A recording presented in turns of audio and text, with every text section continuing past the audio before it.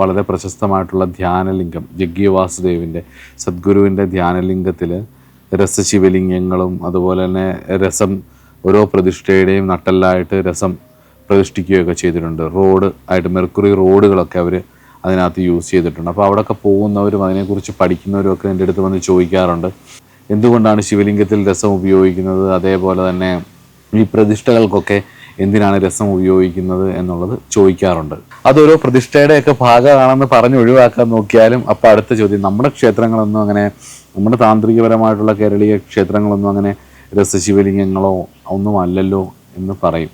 അപ്പോൾ നമ്മൾ പല കാര്യങ്ങളെക്കുറിച്ചും പറഞ്ഞു കൊടുക്കും. രസത്തിൻ്റെ ശിവലിംഗങ്ങൾ ഇങ്ങനെ പ്രതിഷ്ഠിക്കുന്നത് മാത്രമല്ല, രസശ്രീചക്രങ്ങളുണ്ട്, രസയന്ത്രങ്ങളുണ്ട്, പലതരത്തിലുള്ള രസത്തിൽ തീർത്ത വിഗ്രഹങ്ങളുണ്ട്, രസത്തിൽ തീർത്ത മണികളുണ്ട്.